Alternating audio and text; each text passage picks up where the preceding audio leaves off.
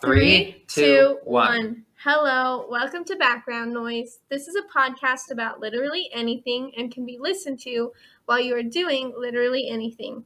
We're just two best friends who love to talk. My name is Kaysee. My name is Eric, and today we're going to try something new. We are usually very upbeat and cheerful during our episodes, but this episode will be a bit different. We're going to be discussing a more serious subject matter, something we don't normally do. We are going to be discussing the Dyatlov Pass incident. Now, a lot of people may be unfamiliar with this incident because it didn't take place in the United States. The Dyatlov Pass incident was an event that took place in the northern Ural Mountains in the Russian Soviet Union. In early February 1959, 9 Soviet hikers died, and the circumstances around their deaths are uncertain. Let's get started with the background of this event. Igor Dyatlov was the leader of the skiing expedition. Igor was a 23-year-old radio engineering student at the Ural Polytechnical Institute. He assembled a group of 9 other people for this expedition, most of whom were fellow students and peers at the university he was attending. The group consisted of 8 men and 2 women. Aside from Igor, the other members of the group were... Keep in mind, these are Russian names, and I'm probably butchering them with my American accent. Yuri Doroshenko, a 21-year-old male. Ludmila Dubinina, a 20-year-old female. Georgy Krivoshenko, a 23-year-old male who went by the nickname Yuri. Alexander Kolvatov, a 24-year-old male. Zenaida Kolmogorova, or something like that, a 22-year-old female. Rustam Slobodin, a 23-year-old male. Nikolai Thibault Brignoles, a 23-year-old male. Semyon Zolotarov, a 38-year-old male who went by Alexander. And Yuri Yudin, a 21-year-old male. Each member of the group were experienced grade 2 hikers with ski tour experience and would be receiving grade 3 certification once they returned home from their expedition. A grade 3 certification was the highest one available in the Soviet Union at the time. This certification required candidates to traverse 190 miles or 300 kilometers. Dyatlov's group planned the expedition route. This is a class? Mm-mm. What was this for? Just for fun. They wanted to get a higher certification. For what? To hike. Oh. They're super into hiking. Why? That's the first red flag right there. Why would you want to be into hiking? I don't know. And they're choosing to go on like the hardest level route too. Because after this, they'll get the top level too. So that's probably why they're doing it. They didn't really, there's not really any information on why they were doing it. That's what they wanted to do. That was what they thought was a fun hobby. We think this is a fun hobby. They thought hiking on scary mountains in February was a fun hobby. In the snow? In the snow. Ew. Well, that's like, it's Russia. It's snow all the time, probably, in the mountains. No, I don't know. I just know it's northern. They're in the mountains. Okay. All right. The City Route Commission approved their route, and this was a division of the Committee of Physical Culture and Sport of that city, and they confirmed the group of 10 people on January 8th, 1959. The goal of the expedition was to reach Torretin, a mountain 10 kilometers or 6.2 miles north of the site where the incident occurred. This route was categorized as a level 3 and was undertaken in January, which is the most challenging time to do this specific route. So they went at the hardest time they could possibly go. On January 23rd, 1959, the group was issued their route book, which listed their course as following the number 5 trail. At that time, the city committee listed approval for 11 people. The 11th person listed was Semyon Zoloratov, who was previously certified to go with another expedition of similar difficulty, known as the Sogrin Expedition Group. The group left that city, which I do not know how to say. It's like looks like the hardest word ever. It's in Russian. On the same day they received the route book. So at this point, they were starting their expedition, and they arrived by train at Ivdel, a town at the center of the northern province, in the early morning of January 25th, 1959. They then took a truck to Vizhai, a Lori village that is the last inhabited settlement to the north. While spending the night there, the skiers purchased and ate loaves of bread to keep their energy levels up for the following day's hike. Starting on January 27th, they began their trek. On January 28th, one member, Yuri Yudin, decided he could not continue the hike. He had several health ailments, including knee and joint pain, and so he went home, and the remaining 9 hikers continued. Who's that? The 38-year-old? Yuri Yudin is a 21-year-old. Okay. So the 38-year-old his name is Semyon. Or Why Semyon. Is it all these young people and then the 38-year-old? It's in there later, I promise. I'll just tell you, actually. He's a ski instructor. Mm. He has a lot of knowledge, and by doing this, he can get a master's degree in skiing and hiking, and being able to teach it. Seems like a weird choice for a master's degree. Would you get money off of that? I don't know. On January 31st, the group arrived at the edge of a highland area and began to prepare for the climb. In a wooded valley, they cached surplus food and equipment that would be used for the trip back. The next day, the hikers started to move through the pass. How far are they in their hike? I'm not sure where they're at this point, but I do know that it's a 6.2-mile hike total. And they can't do that in one day? No, it's like feet of snow. Okay, yeah, sorry. They have to snowshoe through it, basically. So, but if it was not snowing, they could do it in one day. I'm sure, yeah. I can't imagine why. I've hiked that much in one day. Me too. So, yeah. Yeah, it's like a multiple day trip because of the snow. It seems that they planned to get over the pass and make camp for the next night on the opposite side. Because of the worsening weather conditions, snowstorms, and decreasing visibility, they lost their direction and deviated west toward the top of Kolat or Sai. Oh my gosh, I don't know how to say that. Kolat something. When they realized their mistake, the group decided to set up camp there on the slope of the mountain rather than move 0.93 miles or 1.5 kilometers downhill to a forested area that would have offered shelter from the weather. So they chose to stop kind of just in the middle rather than walk about another mile to be in the forest to be protected. Why? We don't know. But Yudin, the member who backed out of the trip for medical reasons, speculated Dyatlov probably did not want to lose the altitude they had gained, or he decided to practice camping on the mountain slope. That was what he assumes is the reason that they stopped there rather than in the forest.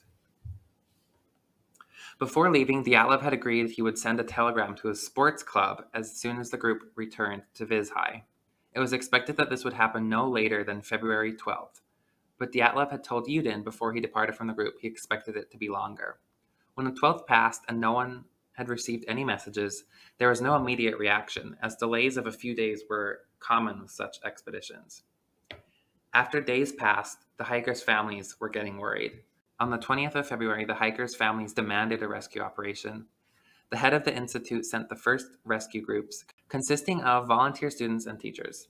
When nothing was found, the army and police forces became involved, with planes and helicopters ordered to join the operation. On February 26th, searchers found the group's abandoned tent on Kolat Mountain. Here's where you need to buckle in. So they weren't in the tent? You said abandoned tent. They weren't in the tent, no. Here, this is where things get wild. What the heck? What do you think happened? I don't know. You have to hear. You're going to be shocked. At this point, what do you think could have happened? I don't know. One of them. I'm feeling like the 38-year-old is a murderer. Just because he's older than everyone else? What 38-year-old takes a group of college students? He's a teacher. He's like a professor. But they're not on a school mission. No, but they know he has the knowledge and... So he's like their guide. Kind of. Well, Igor also has a lot of experience, even though he's only 21. So they're both kind of leading in a way. It's Igor who's the one who created it. What about the guy that left? Did he really leave for medical reasons? That's what they say. What the heck happened. I was like, I don't know. I don't know what I think happened. Okay, well, really, you need to buckle in because it does get really crazy from this point on. The tent is destroyed and a layer of snow is covering it. The hikers' equipment and belongings were found inside the tent, organized and where they belonged. Bears in Russia? I don't know. I'm sure they do. What if some type of animal scared them off? They running away. They got lost in the woods. Why would you leave your equipment? Every single person's equipment was there? Yeah. It gets weirder. Ew. It gets way weirder. I hate that. Way weirder. This is why I don't trust people that hike or run, because they're always the ones that find people's dead bodies. True. That's actually very true. Okay, so all of their shoes were left behind, and none of the hikers were found nearby. Mm-hmm. They were barefoot. Yeah, all of their shoes were left behind. They were barefoot, and none of them were found nearby. None of the hikers. Ew. The tent had been slashed open with a knife. No, it had not. Mm-hmm. No way. From the inside, though. From the inside? Yes. Yeah. I don't like this. The next day, 9 sets of footprints were found that led down toward the slope of the nearby woods. And they're just freaking barefoot. Mm-hmm. They didn't have any shoes on. No. What are these people thinking? They're trying to die quicker? Apparently.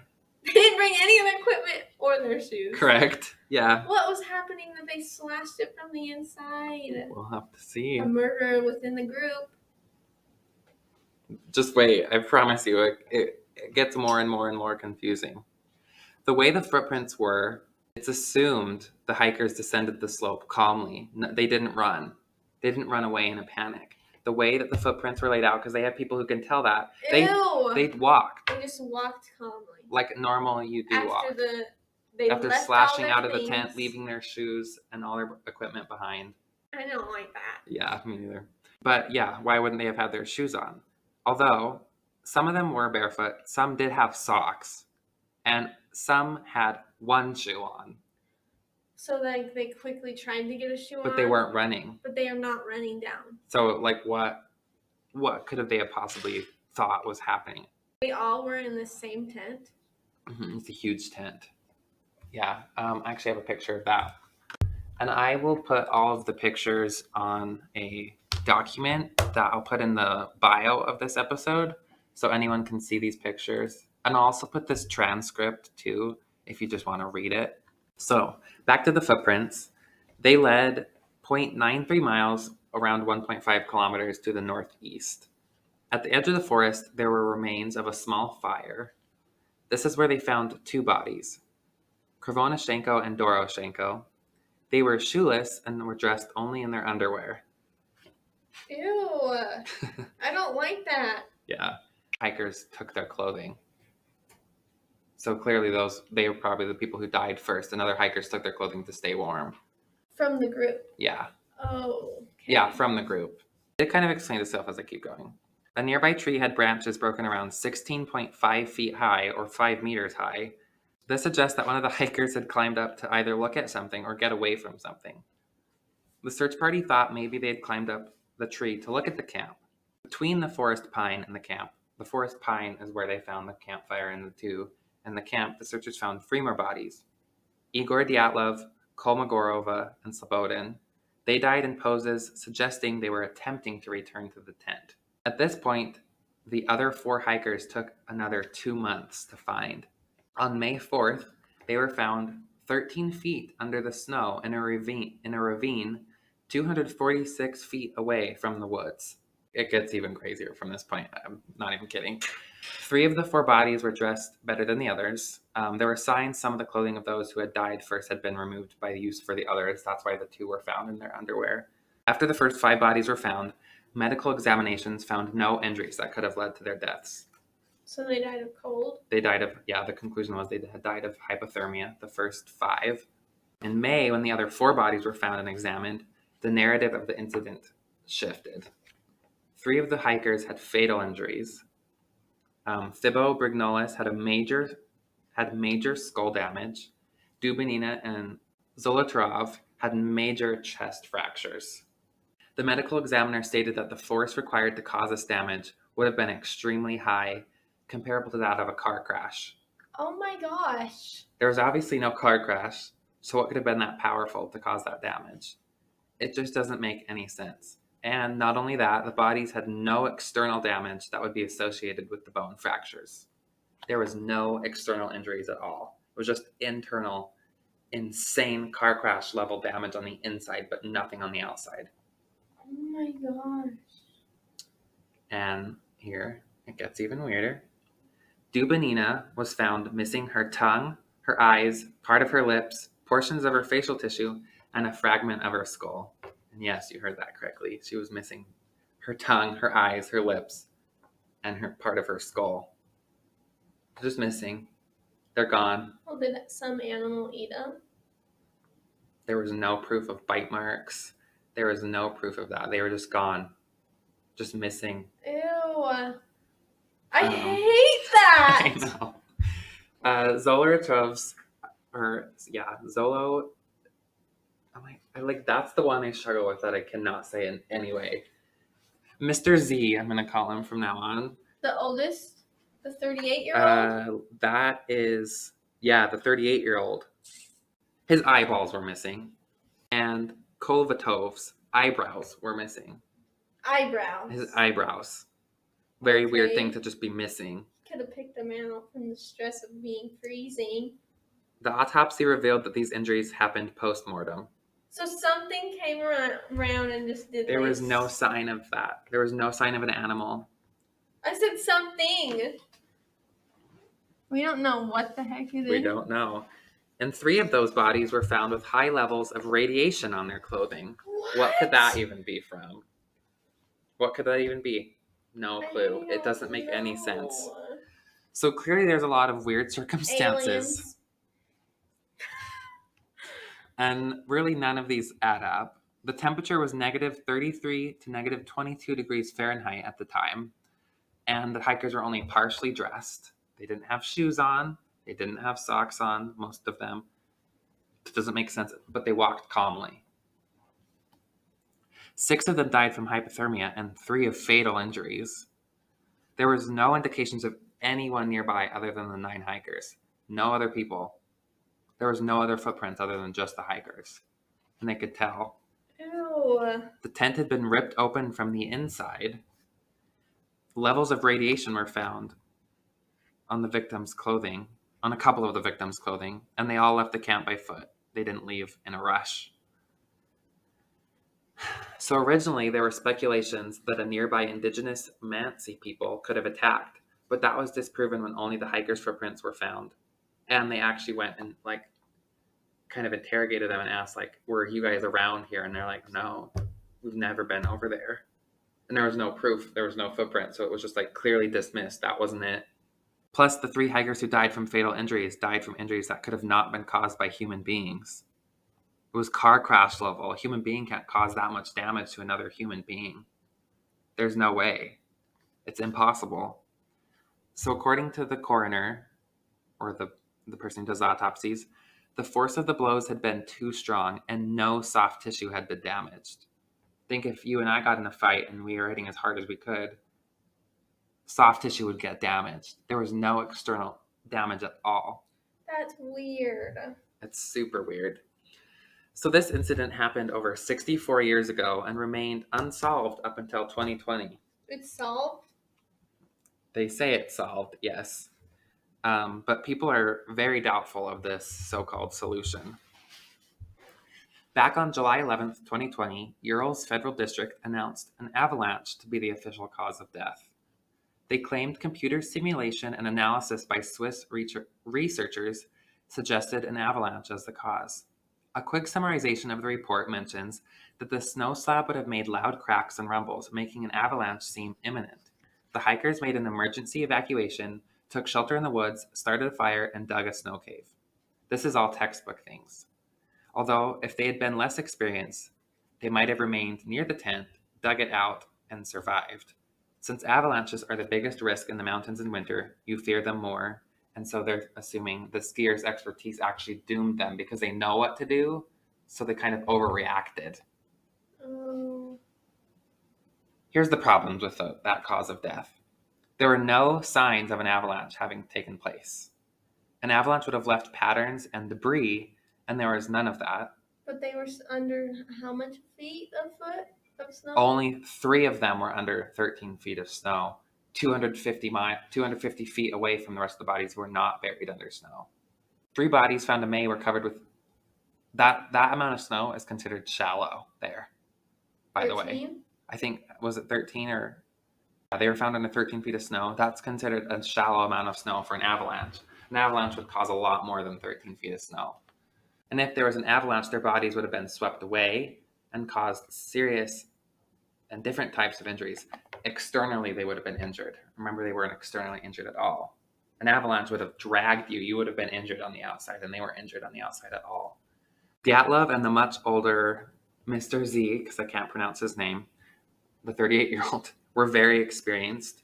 It's unlikely that these two would have ever located the tent in a path of potential avalanche because they're trained. They know if this is possible for an avalanche to be here, we're not going to put our tent here. Mm-hmm. And remember, the footprint patterns were inconsistent with someone running. They were all made at a normal walking pace. Plus, the fact that you could even see the footprints makes it pretty clear an avalanche didn't occur. That's true. You couldn't see footprints if there was an avalanche that covered them. That's a good point. So I just don't think it's an avalanche. They also said it could be a hurricane. What? It's in the middle of... They said it could be a hurricane? That was one of the possibilities. Literally how? I have no clue. It was literally in the middle of the mountains, not near the ocean. Although, you said aliens. There's been theories of that, of course. Another group of hikers many miles south said they saw some weird orange thing in the sky. A UFO, they claimed.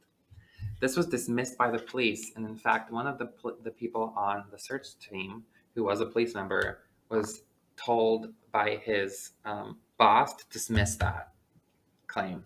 Dismiss that. Just don't even worry about that. But does it really seem that off? No, because the avalanche just doesn't make any sense. It just doesn't. It doesn't add up. An avalanche doesn't make a sense. An alien abduction makes more sense than an avalanche based on the lack of evidence of there even being an avalanche. I think it's probably not aliens, but it makes me wonder, that it's aliens. Was that UFO, because it can still be a UFO even if it's not aliens, it's just unidentified. Was it government? Was it the government? I don't know. But why would the government do that to 9 people? But there was no footprints. What did they do, cover their footprints? No. That would be impossible. I don't know. I don't think it was that, but that's what I've got. That's crazy. That's the official. What do you think happened? I have no idea. That's the weirdest, craziest story ever. I know. It's really crazy. I don't like how they were missing their eyes and stuff. Me neither, because how? Why are you Okay, but she was missing her tongue, her lips, her eyeballs, facial tissue, some of it, and a fragment of her skull. Yeah, I don't like that. What could have done that? I don't know. But they said it's car crash level. I literally don't know. It doesn't make any sense. It's unsolved. I honestly have no clue what it could be because I have watched videos. I've been researching this. I've read articles. I've read all sorts of things, which I will source in this. So obviously I got references. I'm not going to just steal information. They'll all be in the bio or the description for this episode. So if anyone wants to research more than I did, I researched quite a bit, but all of the explanations, just something doesn't add up in each explanation somebody's made. Hurricane, immediately, what are you even saying? That doesn't make any sense. Avalanche, not a bad theory, but it clearly doesn't add up. It has all that contradicting evidence, and there was another one. Though it doesn't mean an avalanche didn't happen somewhere. It could have happened nearby. That's true. There was if they heard the sound, they might have been but wouldn't they have run? Freaked out. Well, here's the thing. What I'm thinking. Okay. So one of the more experienced people cuts it open. They look out and they're like, "Oh, we're fine." And then they're like, "But we still need to leave. Let's leave our crap." Which I don't know why you'd leave your crap. At least put your shoes on. Yeah, put your freaking shoes on. You're gonna be better off with shoes on. Mm-hmm. It doesn't make sense for an avalanche to have happened there, but that doesn't mean it didn't happen nearby. It's true. I don't think there was any evidence of that, though, either. I don't know. From what I looked into, there was no talk of there being one nearby. There was talk. That's one of the things, actually, they did say why there could have been an avalanche. They might have heard the sound, And that's when they started overreacting. So similar thing we were saying. Because like you said, they overreacted and that's what led to their downfall. Mm-hmm. You still don't understand that the injuries on the first, those three. No, that doesn't make those any three sense. don't make any sense. Okay, so I found a 2015 repeat investigation because they've reinvestigated this multiple times. Well, it's freaking weird. It's very weird. I believe this might be the time when they thought about it being a hurricane related. So it might be a little bit off and a little bit wild. It does confirm that the weather the night of the tragedy was very harsh, with wind speeds at hurricane force. Maybe that's what they meant. Oh. But that's not how they worded it. Remember, some of these are translated from Russian into English, some of the articles, so it could be slightly off. But it did say, like, it's possible it was a hurricane. And I was like, what? That doesn't make sense. But that wind would be around 45 to 67 miles per hour. Okay. I would be scared too. I would be running. I would stay in my tent. Yeah, I wouldn't cut myself out of the tent. But what if it blew snow on top of them? And that's what they freaked out when they cut themselves out. Because they thought they were in. Wouldn't it be better to just lay in that and just wait till the snow? I don't know. And they just were freaked. But that still doesn't account for them just calmly walking away. Or those three people. True. That I know. Those three specifically. It does say that the original investigation, when they arrived 3 weeks later, the weather was improved. It was nice weather.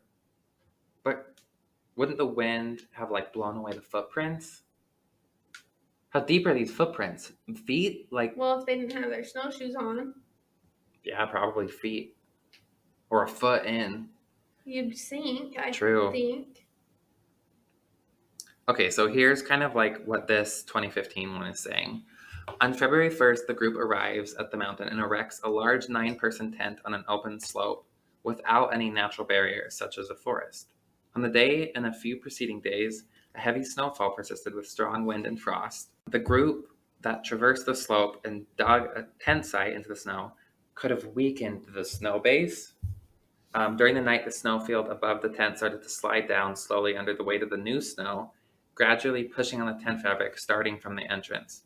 The group wakes up and starts evacuation in panic, with only some able to put on warm clothes. With the entrance blocked, the group escapes through a hole cut in the tent fabric and descends the slope to find a place perceived as safe from the avalanche. So they thought it was an avalanche because they were sliding. The tent was. Yeah. But then they super overreacted. Well, yeah, but this is just a possibility, though. It's not even guaranteed, but if this happens. I know, but I feel like this makes more sense. It does. Than the avalanche. Or, They thought an avalanche was happening. And so they freaked out. Especially if you're over-experienced in something. I would think you would run still, though. Well, if you run, would it be more likely for the avalanche to go? Maybe. It's possible. It says, then because some of the members have only incomplete clothing, the group splits. 2 of the group, only in their underwear and pajamas, were found at the Siberian pine tree, and they were confirmed to have died from hypothermia. But some were found later with other people's clothes on. I would imagine they found the people, they're like, oh, they died, we'll take their clothing, because maybe I can, maybe I can survive if I use their clothing. But there's no proof. We don't know if they were wearing underwear.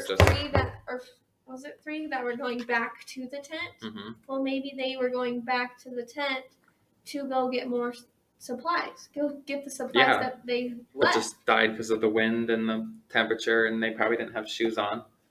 And that would easy hypothermia real fast. Oh, here later it says 3 hikers attempted to climb back, possibly to get sleeping bags. They had better clothes than those at the fire pit, but still quite light and with inadequate footwear. The bodies were found at various distances, 300 to 600 meters from the campfire, in poses suggesting they had fallen exhausted while trying to climb in deep snow and extremely cold weather. The remaining 4, equipped with warm clothing and footwear, were trying to find or build a better camping place in the forest further down the slope. Their bodies were found 70 meters from the fireplace, under several meters of snow, and with traumas indicating that maybe they had fallen into a snow hole formed above a stream. Possible, but wouldn't you have external injuries? You'd have external injuries if you fell. Snow can be soft. But your body inside doesn't have a car crash level of damage. And nothing on the outside. Yeah. Oh. That's those 4. They're saying they could have fallen in a snow hole. I don't think that's true. Clearly that's not true. They decided that wasn't correct. Theory. It was just an investigation and what they were theorizing. They're trying to make it make sense. Because something happened for it to make those levels of injuries. Yeah. Something, I wonder, I believe that the other one's probably just, I think all of it was weird, and I think if it weren't for the 4 who were injured traumatically, it was also post-mortem, those injuries. The face one? The internal ones too. Really? That wouldn't be falling. Falling, you would get injured and then die. The internal injuries were after they died. I believe so, yeah.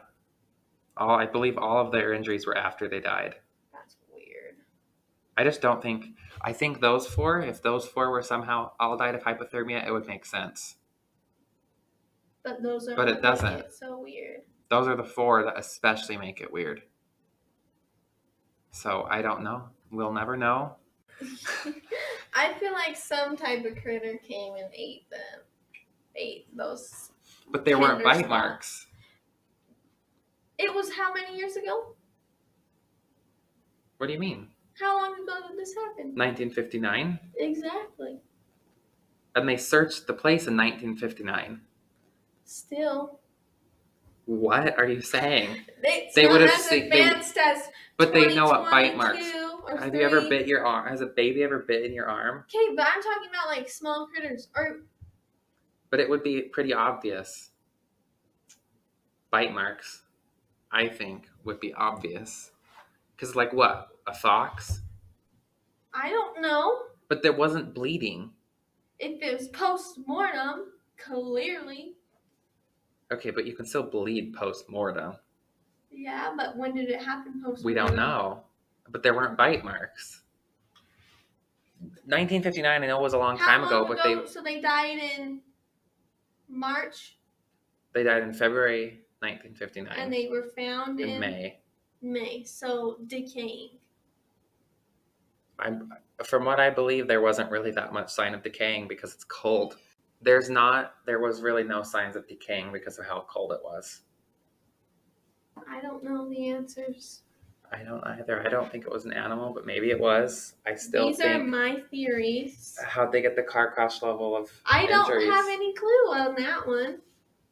But the tongue and eyebrows, it ate their eyebrows and just their eyebrows? That doesn't make any sense. I don't know about the eyebrows. It just seems all super strange. I don't think any of it makes any sense. Weird. But those 4 are the weird part. That is the really weird part. And the fact that they were just all experienced and this still happened. But we'll never know what happened, unfortunately. And the guy who chose not to go on the hike has tried, like his whole life has basically been devoted to trying to find out what happened. Really? Yeah. He doesn't believe a lot of what these theories. Clearly. Because he's like, I know them. I knew them. They were my friends. Yeah. I know what they would likely do in those scenarios. And that he was saying that's not what they would have done in those scenarios. So it's definitely crazy. Yeah, it's weird. But that's very shocking. I was not really expecting that. That's super weird. I know, I told you it was crazy. I wasn't kidding. That's all I have, though. You have anything else? Interesting story. Good. I'm glad. Help all the listeners enjoy this one and are shocked while listening, because I sure was shocked while I was researching this. I've heard this story before. That's why I really wanted to talk about it. But yeah, that's all I've got. Hopefully this solemn episode wasn't too sad. It is very interesting, and we both love conspiracy theories. If you have any suggestions about what happened, please let us know. Our email is in our bio. You can direct message us on our Instagram or text us if you know us. Also, any episode suggestions would be much appreciated. We'd also love it if you left a review wherever you listen, as it helps us get the word out. We hope you've enjoyed, and we are excited for what's next. Thank you for listening. See ya!